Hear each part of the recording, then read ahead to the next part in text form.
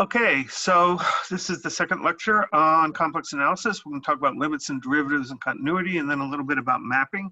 So you've seen limits in calculus. So you've seen this kind of a notation. Limit as x goes x0 of f of x equals L.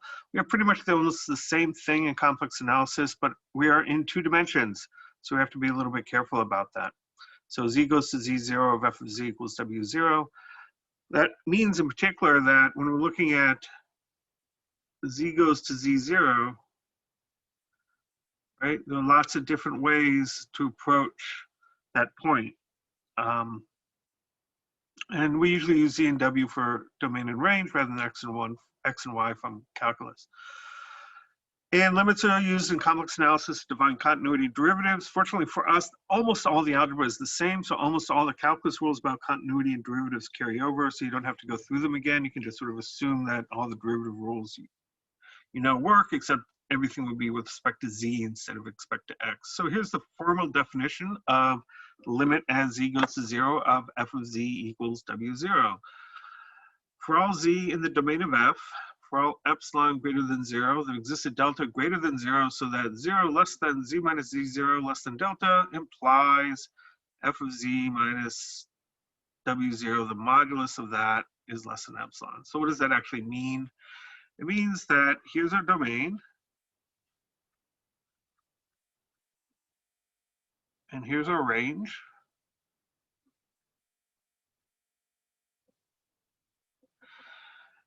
Z0 is some point in my domain, call that Z0. W0 is some point in my range. So W0 is here and Z0 is here. I have to draw circles around them, so I'm not going to put the labels right next to the points. So for every epsilon greater than 0, and that's referring to the range. So if I pick an epsilon greater than 0 and I draw a little ball around that of radius epsilon, what that means is then I can find, right, there exists some delta, and delta depends on epsilon, right? Delta is a function of epsilon.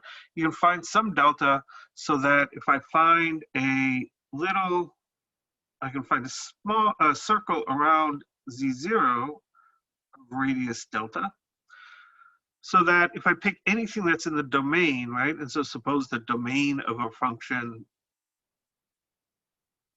is something like this, so this is all our domain is on this side, and this part of this circle gets mapped into here somewhere, right? If it's not in the domain, we don't worry about it, right? So all the points that are near to z0 get mapped near to w0, but when we're doing these kinds of computations, we look at epsilon, we choose the epsilon there, and then we say, well, no matter what epsilon you pick, no matter how close you want to get around w0, you can always find a small enough delta so that the points within delta of z0 get mapped inside of the ball of radius epsilon at w0. Right? So what this is saying is that if you pick w0 and an epsilon, right, then I can pick, oh, and have a z0, I can pick a delta so that everything that's in this circle that's in the domain of f, right, because if we're having f of z, that means z has to be in the domain of f, will get mapped to something in there. Right? But remember, we're always going back from the range back to the domain. You pick the epsilon in the range, and then you try and find the delta in the domain. So what's a formal proof of this limit? Right? So how do you go about doing formal proofs? And there'll be some proofs in this class. We're not going to do limit proofs because they're just algebra chasing, but I do want to show you how you think about proofs and also how to read them. So formal proof. How do you do a formal proof? Well, you do some exploration first, and then you do some algebra here. So here a function is this part.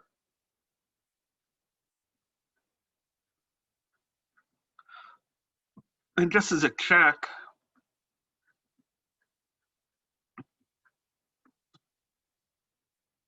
if we plug in 1 minus I into our function, right, you can do a little calculation, right, 3I,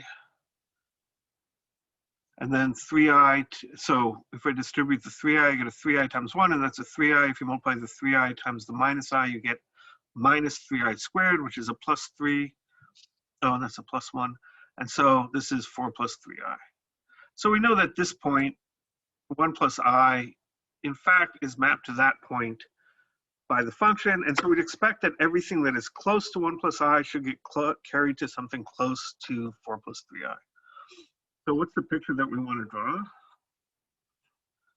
We'll take 1, 1, and so that point then is 1 plus I. And this is my domain. And keep in mind that because our domain and range are both two-dimensional, we can't draw them on the same graph. We have to draw two different pictures. So here's 4 and 3, and there's my I, 4 plus 3I. So what does proving that the limit is that? It means if I pick a circle of radius epsilon, can I find a circle of radius delta here? That this whole thing gets mapped into here somehow. So how can I figure that out? Well, let's set that up. We want f of z in this picture. This is saying that I want f of z minus w0 to be less than epsilon. So that's 3I z bar plus 1 minus the quantity 4 plus 3I is less than epsilon. And I want to be able to find a delta so that if z minus the quantity 1 plus I is less than delta, if I can find this delta, which will depend on epsilon, then I can say, well, if z minus 1 plus I is within delta of, is less than delta, so we're looking at points inside this circle, then any of those points gets mapped inside of the circle over here. So what's the algebra that we're going to do? We want to be able to start with this on the left side and reduce it to this, and then whatever we get on the right side should be the delta that we're after. So how do we go about doing that? Right, and so that's a little bit of an exploration. It tells us what the exploration does is we draw a picture, we see what's going on, and then we can say, okay, what's the task that we have to do? And the task we have to do is to reduce this thing to this thing. And it should hopefully work out nicely. Sometimes it doesn't, in which case I have to do some other things, but in this case it will. So we'll start with 3I z bar plus 1 minus the quantity 4 plus 3I less than epsilon. And we want to reduce the left-hand side to this. So algebra is really just, you know, there's only a handful of things you can do, right? One thing you can do is simplify this a little bit, multiply through by the minus sign, and then you can gather like terms, right? And so if we gather like terms, we have 3I z bar minus 3 minus 3I. What's another thing that you can do is in algebra, well, you can factor out the common term, I z bar minus 1 minus I less than epsilon. And one of the great things in doing, great rules of thumb in complex analysis and doing these kinds of epsilon delta proofs is really just do the simplest thing that the algebra allows you to do. So,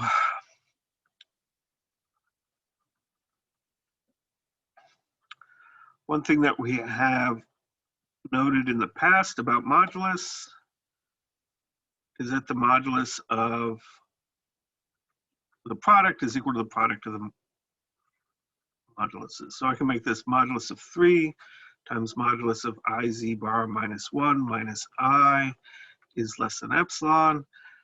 Modulus of 3 is just 3. And then I can divide both sides by 3 to get that.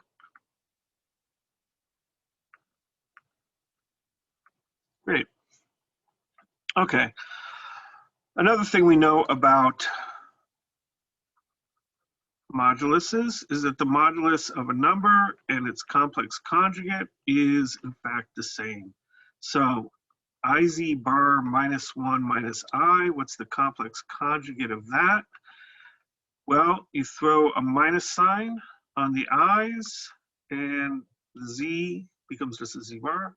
The z bar becomes just a z because z bar bar is z. 1 is a real number, so nothing happens. Change the sign on the I. And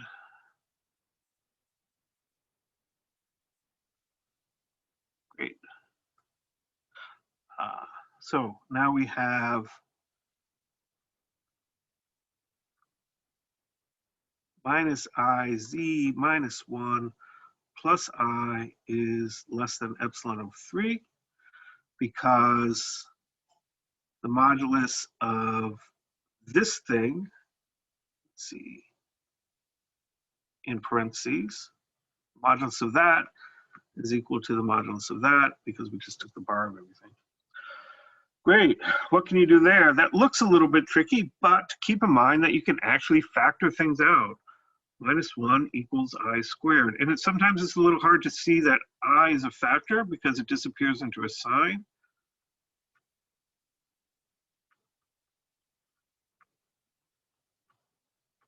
So if we factor out the I, what do we have? We have minus z plus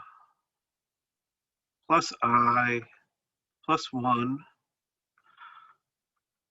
quantity times I is less than epsilon over 3. Okay, so what can we do there? We can go back up to the top because I'm rapidly running out of room.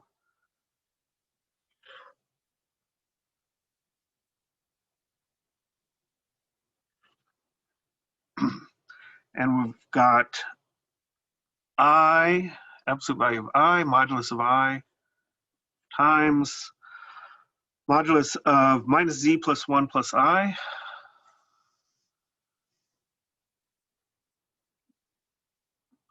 Is less than epsilon over 3. Modulus of I is just 1, so this becomes minus z plus 1 plus I is less than epsilon over 3. Really close to what we want, which is this. All I have to do is factor out a minus sign, which I should have done with the I, but that's okay. So we can factor out a minus sign again, minus 1 times z minus 1 minus I, parentheses, bulk, less than epsilon over 3. Modulus of minus 1, z minus 1 minus I is less than epsilon over 3. Modulus of minus 1 is 1. It's like the absolute value for the real case. And so this is z minus 1 plus I is less than epsilon over 3. And that's what we want, as long as we set this equal to my delta. So what we did is we reduced this down to this. And what happened here is the epsilon became an epsilon over 3. And that's not hugely surprising. If you think about this function, f of z equals 3i z bar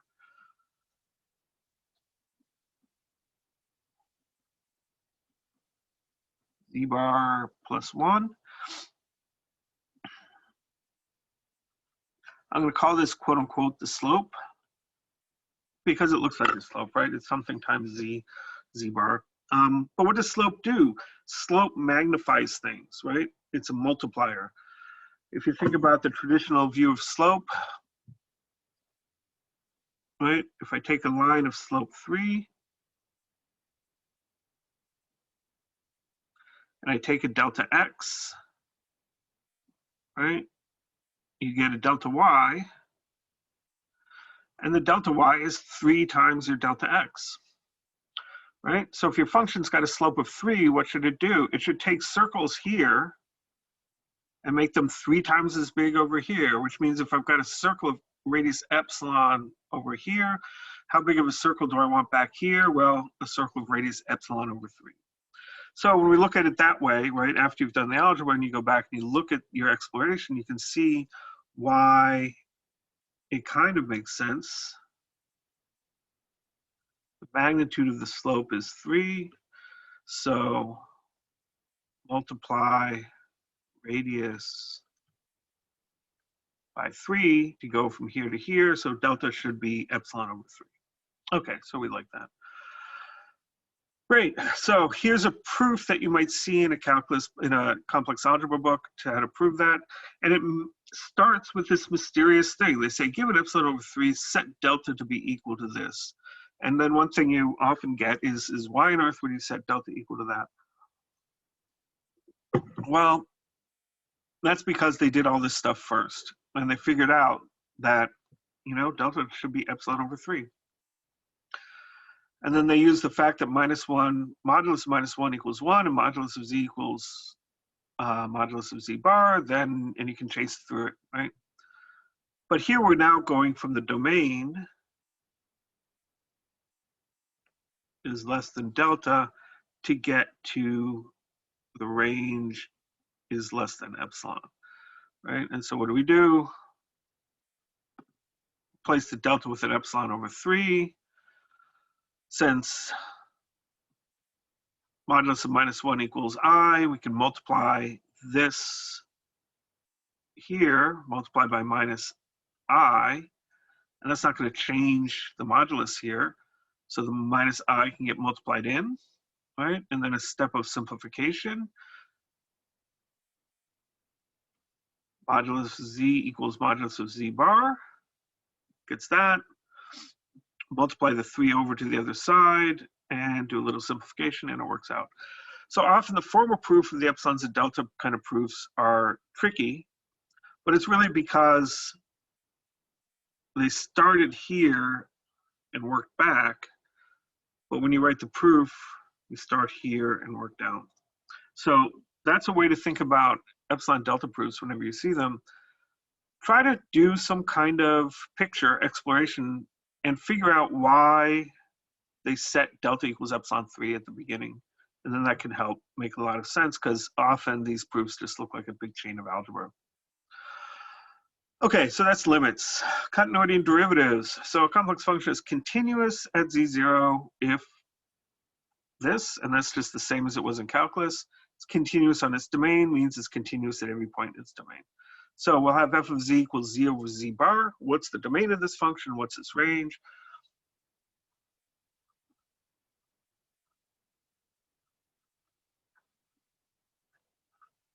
So the domain is all z that's not 0, right? Because you can't divide by 0. What's its range? That's a trickier thing. Keep in mind that when we're doing multiplication and division,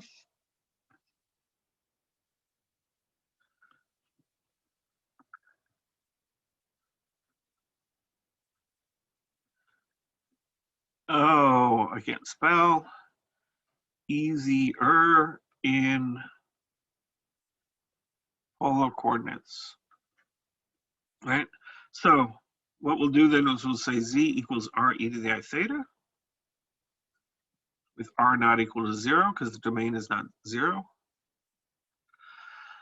Then z bar is r e to the minus I theta. So what's f of z? F of z is r e to the I theta over r e to the minus I theta, which is e to the I2 theta. So what does our function do?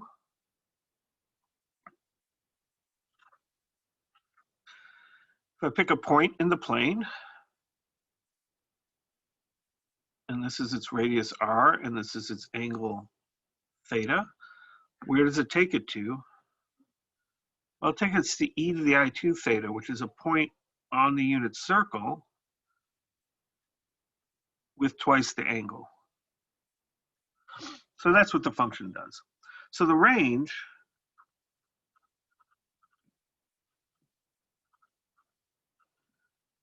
is the unit circle. It takes the entire complex plane and just maps it onto the unit circle.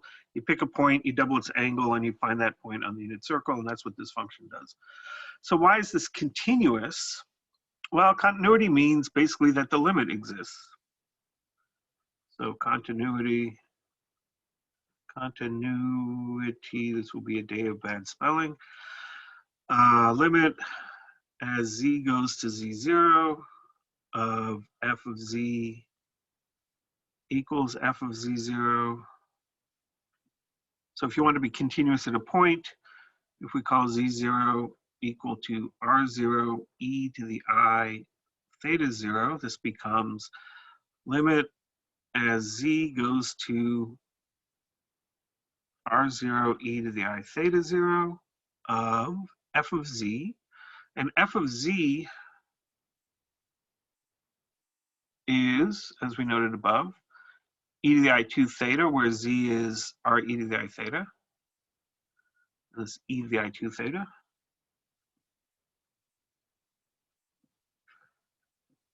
E to the I2 theta naught. So that's what we need to show. And what that's saying is that if I pick a small region around here, it doesn't have to be small, but if this is epsilon, I should be able to find some angle here, some region here of radius delta, which will depend on epsilon, so delta is a function of epsilon, so that this area is mapped into here.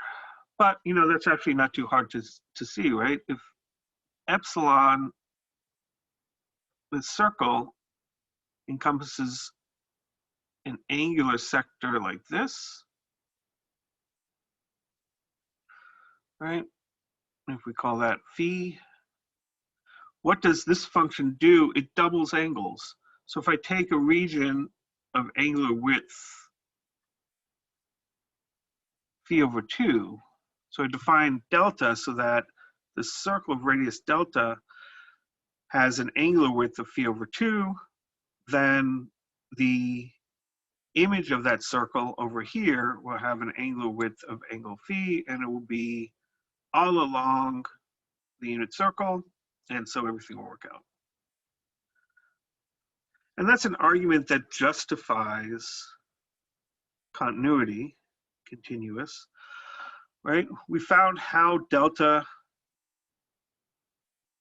will be related to epsilon.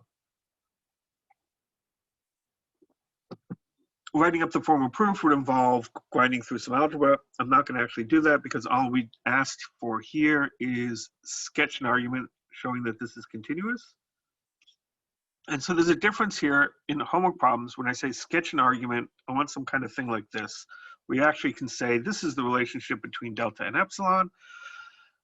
If I want a formal proof of something, then I want something like this. I don't know how often I'm going to ask for something like this. Probably not a whole lot. Great. So square root of z equals modulus of z e to the arg z over 2. And square root of 0 equals 0. So I'm just going to call it SQRT. What's the domain of this function? What's its range? Find the points where this function is continuous and where it's not continuous. So what does this function do? It takes a point in the domain and it maps it to a point in the range, because that's what functions do, domain, range. If I take a point like this, that's arg of z is that angle. And the thing is, remember that arg of z is between minus pi is less than arg of z is less than or equal to pi. That less than or equal is going to cause us some problems. So, and if this is r, so what is this doing? Oh, I should have had a square root sign over this. Sorry about that. There we go. So the square root sign, like this thing that I just drew in, that really should only apply to real numbers. I don't want to apply it to complex numbers because you get into questions about, well, we'll see what kind of questions we get into. So where does this point go? It goes to a point, and we'll say this is the unit circle is sort of like there, so r is bigger than 1. It goes to something of length r and arg z over 2. So it shrinks r by taking its square root, and then it cuts this argument in half. So where does a point over here go? Well, if I take this angle and cut it in half, if I take an angle between 90 degrees and 180 degrees and cut it in half, it's going to end up with an angle less than 90 degrees. So that point will come over here. So nothing lands over here, right? Because if I take anything in quadrant 2 will get mapped to a region pi over 4 to pi over 2. Quadrant 1, so quadrant 2 is over here. Quadrant 1 gets mapped into the region between 0 and pi over 4. Likewise, quadrant 4, right? If this is minus 90 degrees, cut the angle in half, that gets us to minus 45 degrees. Quadrant 4 goes here, and quadrant 3 goes here. And you can see there's a problem, because there are points in quadrant 3 and quadrant 2 that are really close to each other in the domain, but their images are really far apart in the range, right? So this point here ends up here, but this point down here ends up down there. So we're going to lose some continuity right along here because we have to cut the domain open and then retract it this way, sort of. So where does the y-axis, the negative x-axis, where does the negative x-axis go? The negative x-axis ends up here because argument is, this as argument is pi, so that'll go to pi over 2. So the domain is all reals. I'll tidy up the picture a little bit. There's my domain. The range, the image of it, I mean the range, I guess technically the codomain, if we were in 271, is the entire complex plane, but the range is going to be this and 0, not that, and then all of this. Quadrant 1 goes here, quadrant 2 goes here, quadrant 3 goes here, and quadrant 4 goes there.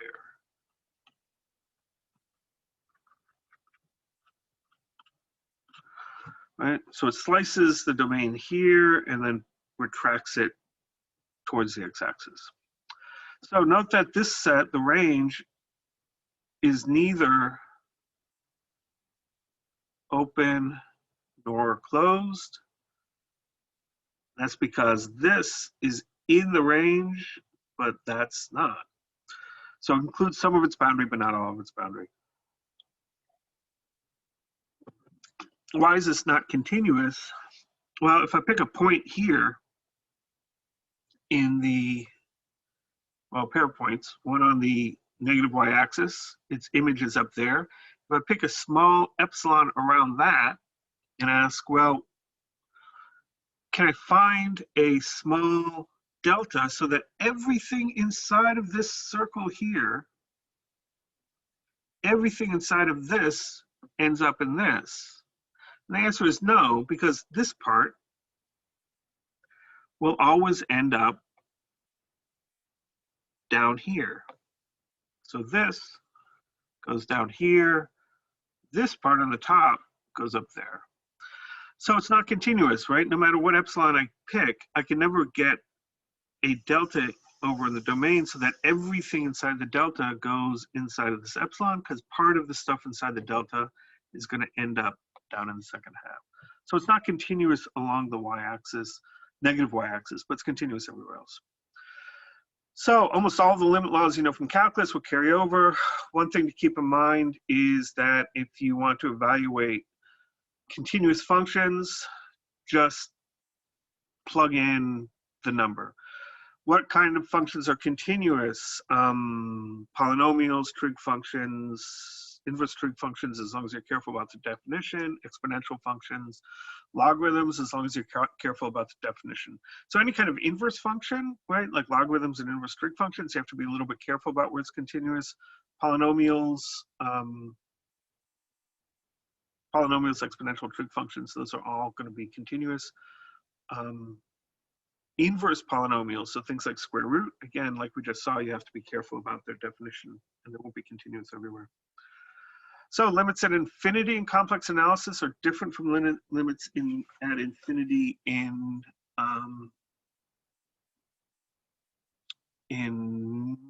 limits at infinity are different from limits at infinity in calculus. A neighborhood of infinity, where you take a circle and everything outside of it, right? That's a neighborhood of infinity. And if this is, well, if this is a radius r, we call this the ball at infinity of radius 1 over r. Which kind of makes sense. You can formalize this, and we'll see this later when we talk about the sphere and how the sphere ties onto that. But one way to think about the plane is that here's the complex plane, here's a sphere of radius, whatever, sitting on top of the complex plane. And then you can map from the North Pole points down onto the complex plane. So you can map the sphere to the complex plane. So a neighborhood at infinity on the sphere would be everything that's outside of some kind of a circle, right? And if you call this r, then that's going to be 1 over r. So it does make sense in a more formal sense, but we'll see that later. Great. So in complex analysis, we don't have 2 different affinities. We only have 1, right? In calculus, if we're looking at limit as x goes to 0 of 1 over x, right? So the graph of y equals 1 over x looks like this. This is x, this is y, this is equals 1 over x. Limit as x goes to 0 from the right of 1 over x equals plus infinity. That's heading up this way. Limit as x goes to 0 from the left is minus infinity. That goes down that way. So you make a distinction in calculus between these two, because you can go out to infinity one way or the other. In the plane, it's just going away from 0 is going to infinity. So limit of z goes to 0 of 1 of z equals infinity. What this would mean then is, given epsilon greater than 0, there exists a delta greater than 0, so that if modulus of z is less than delta, then, oh, I don't actually want to write it that way. If z is in the ball of radius 0, at 0 of radius delta, then 1 over z is in the ball at infinity of 1 over epsilon, right? And so it's the same picture we've seen, so we just have to remember what the meaning of this is. So I take infinity, which is sort of all the way around there, and I take the ball of radius 1 over epsilon. So if this is the ball of radius 1 over epsilon, that means this radius is epsilon, and this is everything. The ball at infinity of radius epsilon is everything outside that. So I want to know then is, if I have 1 over z out here, can I find some delta so that everything inside here gets mapped over there? Right, and you just take delta equal to epsilon. If modulus of z is less than epsilon, then modulus of 1 over z is greater than 1 over epsilon. And so you're in the ball of radius infinity. So, oh, sorry. That should be an epsilon, which makes this a 1 over epsilon. There we go. So ball at infinity of radius epsilon means we're looking at everything outside of a ball of radius 1 over epsilon centered at 0. If modulus of z is less than epsilon, then modulus of 1 over z is greater than 1 over epsilon, and so you're outside there. So not two infinities, but just one. One other rule about limits, if f of z is written in rectangular coordinates, so u plus iv, and z0 is x0 plus iy0, w0, which is in the range, is u0 plus iv0. The limit of the function is w0 if the limit of the components are the real and imaginary parts of w0, and vice versa. So f of z is a complex function. That means it's got two components. The function converges if and only if each component converges. Right? And so that's what this little statement here is about.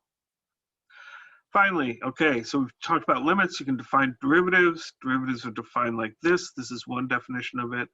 The other definition is this, which you're also familiar with from calculus, over h. But keep in mind, h is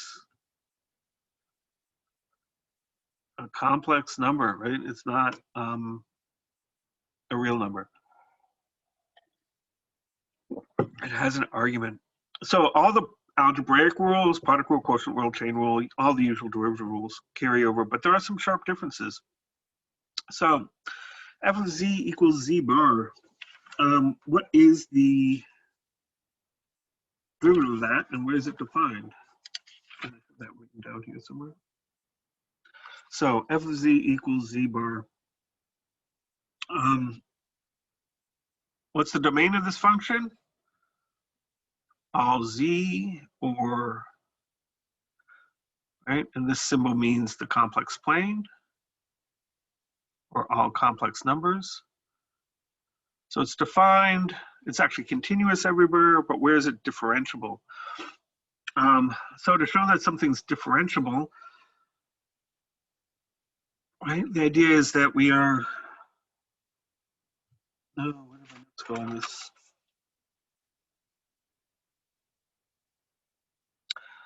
F is equals z bar. So we're going to do this again in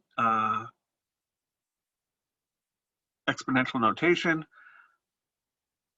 Let z equal r e to the I theta.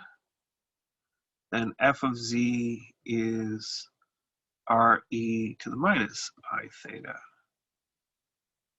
Okay, so great. So we want to look at the limit as z goes to z0 of r e to the minus I theta minus r0 e to the minus I theta 0, theta 0, over r e to the I theta minus r0 e to the I theta 0. And I'm calling z0 equals r0 e to the I theta 0. Okay, so, right, so this is f of z minus f of z0 divided by z minus z0. So there's two ways to do this, right? Because we're thinking about z approaching z0. Here's z0. One way to do this is radially, which is this way.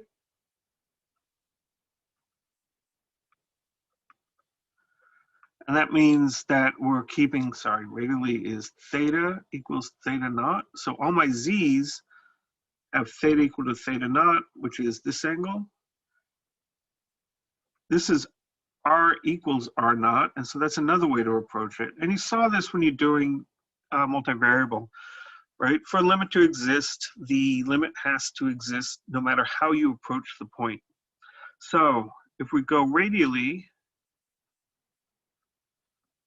that means theta equals theta 0. Our limit becomes limit as z goes to z0, point of, I'm going to rewrite this fraction, r e to the minus I theta 0 minus r0 e to the minus I theta 0 all over r e to the I theta 0 minus r0 e to the minus I theta 0.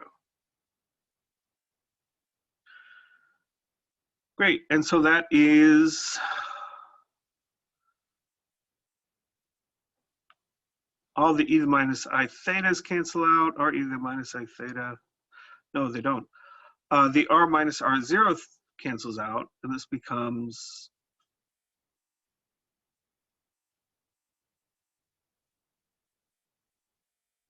e to the minus I theta 0 over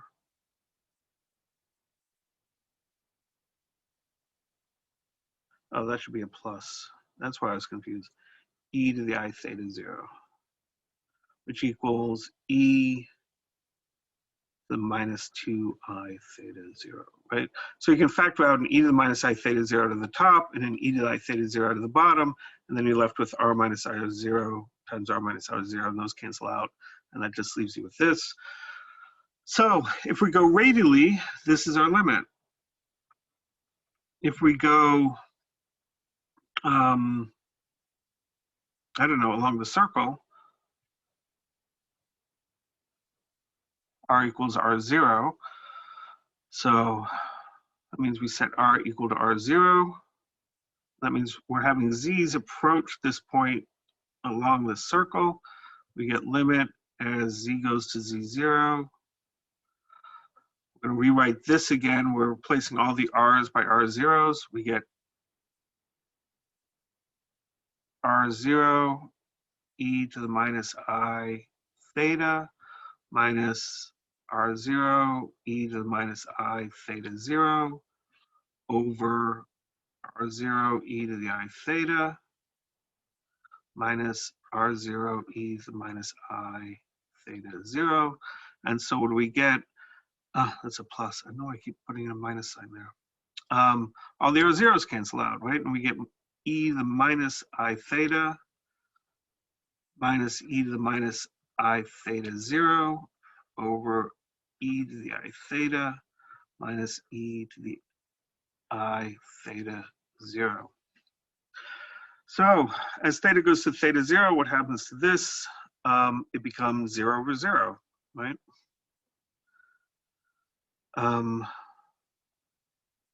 Ooh, no.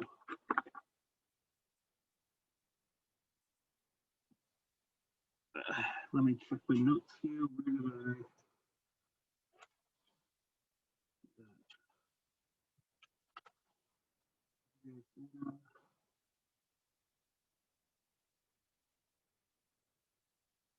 Oh, yeah. So this is going to be oh,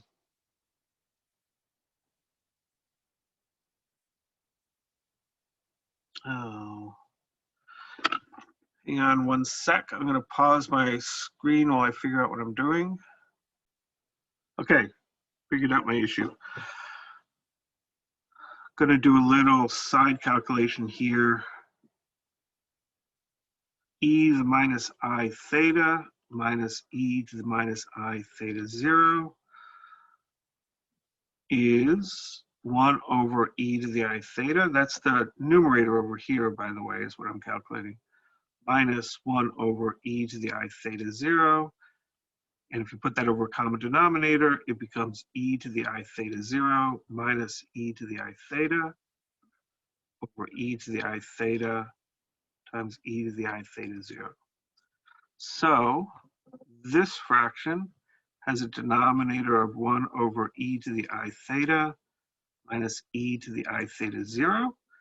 This thing on the top can be rewritten as this, which is e to the I theta 0 minus e to the I theta over e to the I theta e to the I theta 0. Boom. Okay, a little bit of work, but this and this are the same except for a minus sign. So this becomes minus 1 over e to the I theta, e to the I theta 0. If we take the limit of z go to z0, that means we're letting theta go to theta 0. So this becomes minus e to the I 2 theta 0. So if I take the limit one way, I get a positive number. If I take the limit the other way, I get a negative number, so the limit doesn't exist. So this is not differentiable anywhere. It's continuous everywhere, but it's not differentiable. Ooh, and that was a little bit of an algebra grind, right? But then again, the question about finding limits and whether or not limits exist is, no matter how you approach the limit, right, no matter what path you take, the result has to be the same. So z over z bar, at what function, at what points in this domain is this function differentiable?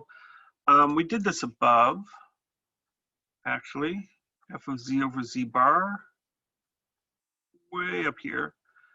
And we found that this is e to the I 2 theta. It's continuous everywhere. It maps the entire plane onto the unit circle.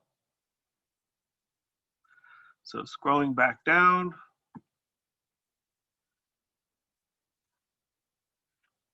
domain, range, unit circle, any point.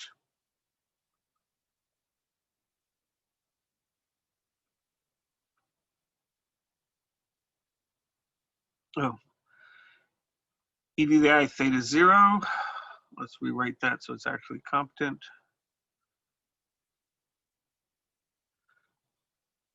So Z0 is RE, R0, e to the I theta 0. And that gets mapped to the point W0 equals e to the I 2 theta 0. So at what points in domain is this function differentiable? Well, you have to go through the whole argument again.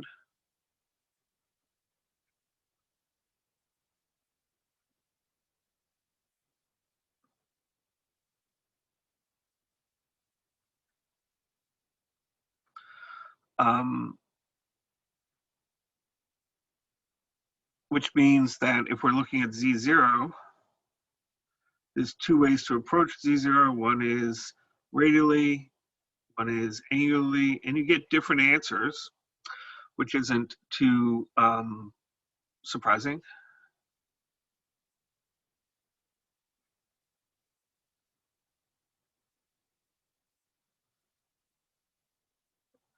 But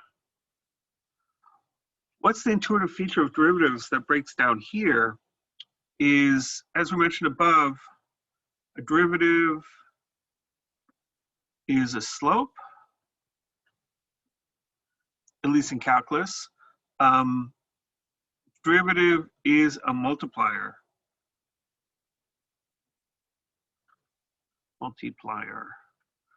Right? It takes a length in calculus, it takes a length of the domain and turns it into a length of the range. So what does multiplication in the complex plane mean?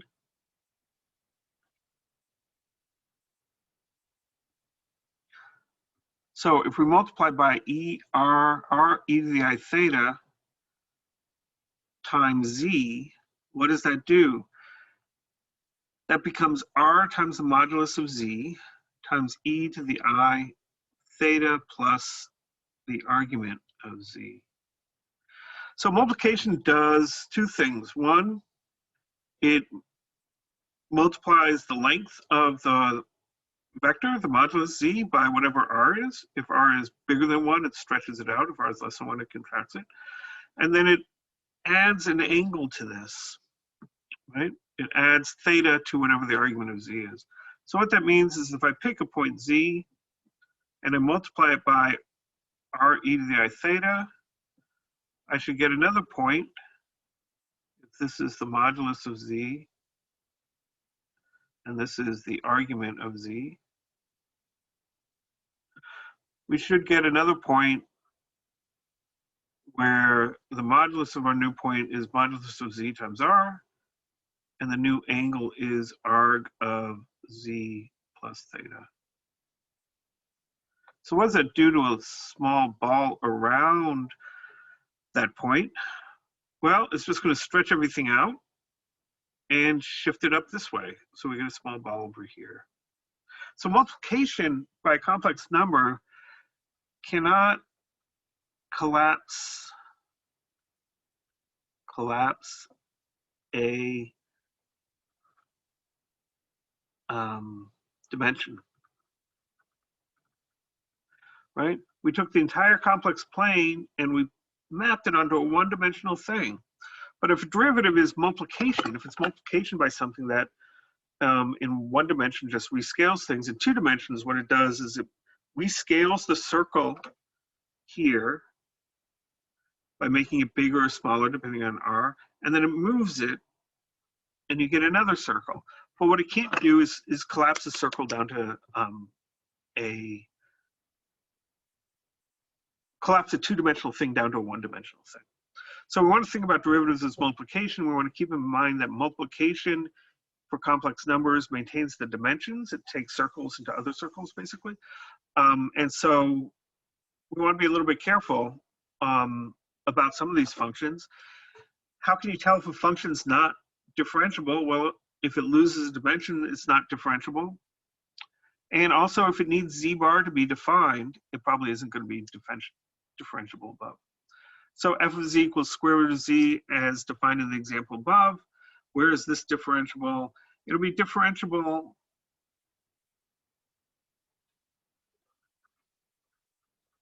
everywhere it is continuous, because there was no z bar involved and there's no collapsing of dimensions. So our function, basically if you pick a point here, we're going to map it to its square root, right? Its square root will be closer to the origin and at half the angle. So if that's theta, this will become theta over 2. And that should take everything here and just map it around there. And you can go through the argument that it'll be differentiable everywhere. It's a little tedious, but it's not too hard to everywhere. So where it won't be differentiable is here. It's not even continuous there. So you're not going to be able to get it to be differentiable, but it's differentiable everywhere else.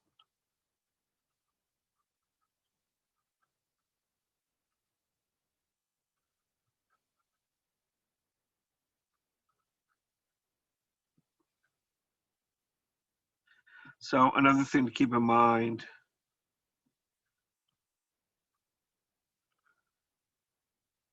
differentiability often breaks down on boundaries. This thing, it doesn't look like a boundary in the domain, but it turns out to produce a boundary in the range. And so that means we're probably not going to be differentiable there.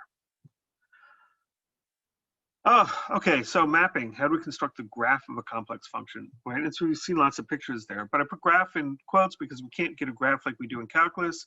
For complex functions, our domain is two-dimensional, the range is two-dimensional, which is why I've been using lots of pictures that look like this. Domain goes to range, but the domain and range have to be separate pictures. So w equals z squared. We did this a little bit in class, but we'll walk through this ways to think about how to think about mapping what it does. So for complex variables, we'll use z equals x plus iy for the domain, w equals u plus iv for the range. Okay, so if w equals z squared, that'll be x plus iy, and if you multiply that out, you get x squared minus y squared plus 2ixy. So u plus iv, right, and u plus iv is w. So u is x squared minus y squared, v is 2xy. So what we did is we went from a complex function, we found its real and imaginary parts, and that defines u and v. So orthogonal coordinate systems are collections of curves that meet at right angles and cover the plane. We are mostly familiar with Cartesian and polar coordinates. Cartesian coordinates are horizontal and vertical lines, right? So Cartesian point, if you define a point in the plane, it's the intersection of a vertical line and a horizontal line. Polar coordinates, if you pick a point in the plane, it's the intersection of a ray and a circle. And if you assign numbers to those vertical lines, you can assign a pair of numbers to this point, 1, 3. Likewise, if you say this is theta equals pi over 4, and this is r equals 2, then you can call this point 2, pi over 4 in polar coordinates. So to understand complex mappings is to say, well, if we start in the domain with Cartesian coordinates, what kind of things do we get in the range? So where do the Cartesian coordinates become over there? If we start with if we have Cartesian coordinates in the range, what kind of curves do we have to start with in the domain? And then the same thing for polar coordinates. If you take polar coordinates in the domain, what do you end up with in the range? If you have polar coordinates in the range, what kind of curves map onto those polar coordinates? So we'll start with part 2 and fill in this part, and then we'll do, then go to part 1, which is to fill in this part, and then we'll finish off with part 3 and 4. It'll turn out that powers and polar coordinates are very nice because powers map polar coordinates to polar coordinates. So what sorts of curves in the domain map to vertical and horizontal lines in the range? So u is x squared minus y squared, v is 2xy. In the range, we use Cartesian coordinates u and v, and x and y refer to the domain. So u equals a constant is a vertical line in the range, and v equals constant is a horizontal line in the domain. And remember, in part 2, we're starting with Cartesian coordinates in the range, and we want to know what maps onto them. So in other words, if I have u equals 1 in the range, what sort of path over here, whatever it is, gets mapped onto that? And then the same thing also for questions about if I had a horizontal line in the range, what kind of curve ends up mapping on that? So what that means is that I want to take these equations, u equals x squared minus y squared, and just set u equal to 1, right? U equal to 1, and see what I get. So u equals x squared minus y squared. That's the real part of z squared. V equals 2xy is the imaginary part. U equals 1. That's 1 equals x squared minus y squared. U equals 2. That would be 2 equals x squared minus y squared. These are hyperbolas. And so we'll draw a big domain here, down here. Where is it? So x squared minus y squared. If x is 1 or minus 1, that gives me a 1 there and y 0. So x is 1, x is minus 1. Those 2 points are on the curve. And then if x gets bigger, then y has to also get bigger. So if x is 2, then y would have to be square root of 3. Right? So we end up with points out like this. And I encourage you to use some kind of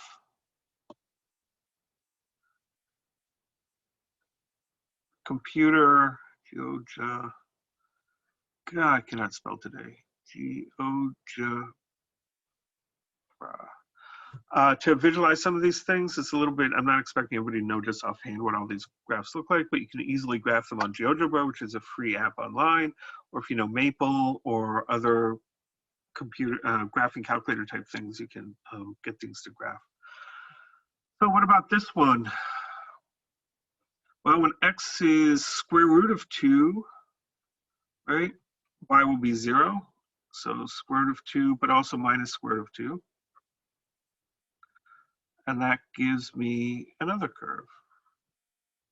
And it's also a hyperbola. And both of these hyperbolas have sort of this cross as their asymptotes.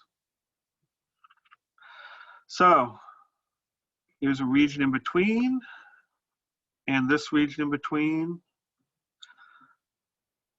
And both of those get mapped onto, this is my domain,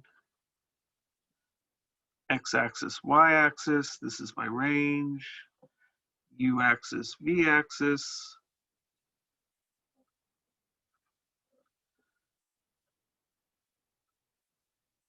Right, this area in between gets mapped into the area in between those two curves. So these curves, right, this hyperbola gets mapped to u equals 1, this hyperbola to u equals 2, this one to u equals 1, this one to u equals 2. Z squared, right, every number's got 2 square roots, so it's not entirely surprising that we find this sort of doubling thing going on. What about v equals 1 and v equals 2? So v equals 1 is 2xy equals 1. V equals 2, right? V is this, is 2xy equals 2. So these are also hyperbolas, right? You can actually solve these ones for y pretty nicely. Y equals 1 over 2x, you know what that looks like. So y equals, v equals 1 will be a graph like this and like that. V equals 2 will be a graph like this and a graph like this in the domain. And that gets mapped to the two horizontal lines, v equals 1 and v equals 2. And so everything in here, in between these two things, gets mapped into this strip. And then we have these two intersections, and this one, and those two get mapped to here. Right? So a square in the range comes from two different things in the domain whose boundaries are hyperbolas.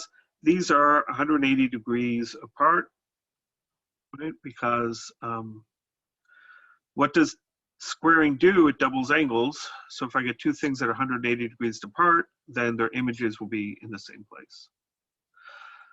So those are level curves. U equals constant, v equals constant. Those are the level curves of those functions. Those are perpendicular to the gradients, which point in the direction of the increase in constants. And so if u and v are the real and imaginary parts of the complex functions, then the level curves of u and v are always perpendicular, but we can verify that here. Remember that if f is a function x comma y, then the gradient of f is the derivative of f with respect to x, comma, the derivative of f with respect to y, and it's a vector. So u equals x squared minus y squared, so the gradient of u is 2x minus 2y. V is 2xy, the gradient of v is differentiated with respect to x, you get a 2y, differentiated with respect to y, you get a 2x. So how do we tell if two vectors are perpendicular? You take their dot product, 2x minus 2y dot 2y comma 2x. And what does that mean? You multiply the first components together, that gives you 4xy. Multiply the second components together, that gives you minus 4xy, and that equals 0. So perpendicular. Right? And we'll see that is true in general for complex functions. So in particular, the real and the imaginary part of complex functions do give you an orthogonal coordinate system on the domain, which is an interesting fact there. So generally, level curves of u and v get mapped to Cartesian coordinates. What do Cartesian coordinates get mapped to? Well, again, u equals x squared minus y squared, v equals 2xy. We take the vertical line x equals 1, that makes u equal to 1 minus y squared, v equal to 2y. or y equals v over 2, so u equals 1 minus v over 2 squared. So what does that look like? So we'll draw a picture down here.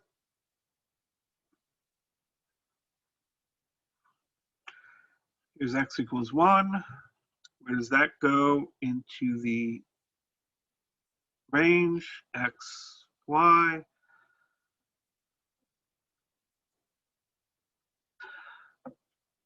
U, v. So when you see an equation like this, keep in mind that this is an equation just like it is in with x and y, except we're having v is playing the role of y and u is playing the role of x. So if v equals 0, u equals 1, so that's this point. And if v equals 2, u equals 0. And if v equals minus 2, u equals 0. So it gives us a couple of points. And this is a parabola that opens to the left. So we end up with that. If we had x equals 2, the whole procedure goes through as well.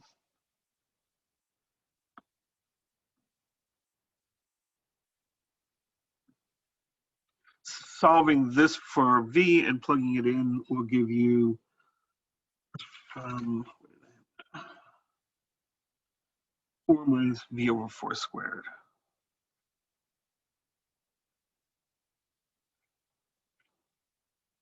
So that's u. And now if v equals 0, u is equal to 4. So that's 4, this was 2. And if v is equal to 8, plus or minus 8, this will be equal to, u will be equal to 0. So 8 and minus 8.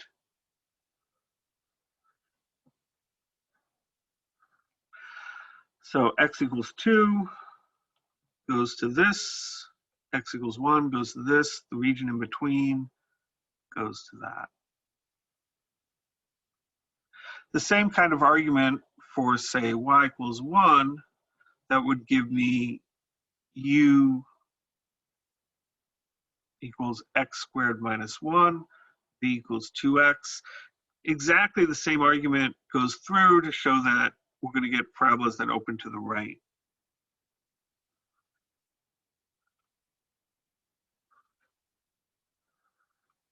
So v equals 1, v equals 2 will get mapped onto these two parabolas. You can run through the algebra there. And so we end up with this intersection.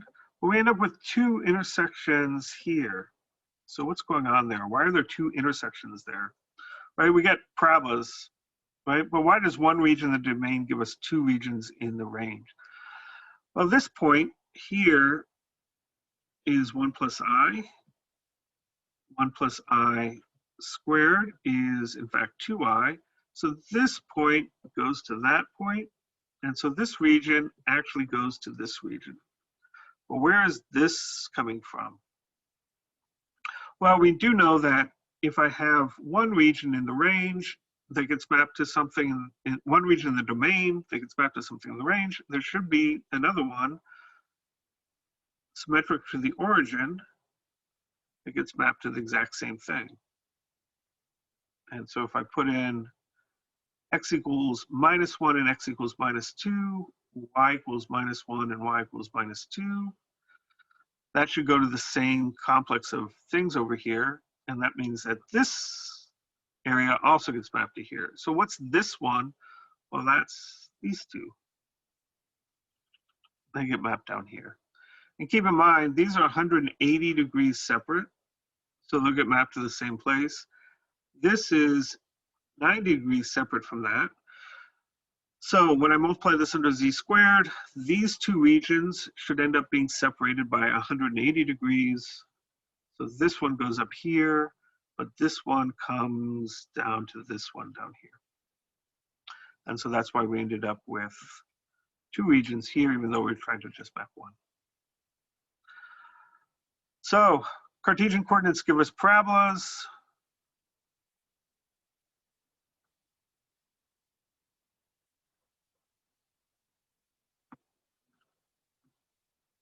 If it was z cubed, we get something else, some kind of cubic curves, right? So what about polar coordinates? Polar coordinates is the easiest thing to deal with. If z equals r e to the I theta, then z squared is r squared e to the I2 theta. So if I take the circles r equals 1/2 and the circle r equals 2, and I map them over to the range, this will go to a circle of radius 1/4, and the other one will go to a circle of radius 4. Great. You do have to be a little bit careful though, because what does the top half of this circle go to? Well, the top half of the circle, you double all the angles. If you double 180, what happens? You get 360. So the top half of the circle is mapped to the entire thing. And the bottom half of the circle is 180 to 360. If you double that, you get 360 to 720. So the bottom half of the circle also gets mapped to the entire thing. So it covers circles twice, right? Z squared, right? Everything's going to have 2 copies of it. So if we take pi over 6 and pi over 4, theta equals pi over 6. Theta equals pi over 4. Where does that go to? Well, we just double the angles. So pi over 6 times 2 is 2 pi over 6 is pi over 3. And pi over 4, if you double that, is pi over 2. So this region gets mapped to that region. And that's not too bad. Well, what's another region that's mapped to this same region in the range? Well, because it's z squared, we know that it's going to be this region, the one that's 180 degrees rotation of that region. And so that gives us the 2 regions that are mapped there. So polar coordinates under z squared go to polar coordinates, and so that gives us part 3 and part 4. In general,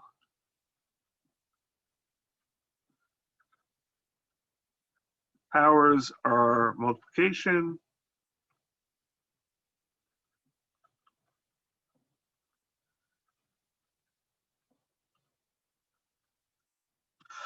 Powers and all sorts of multiplication should be done in polar coordinates. Okay, so that's that very long lecture.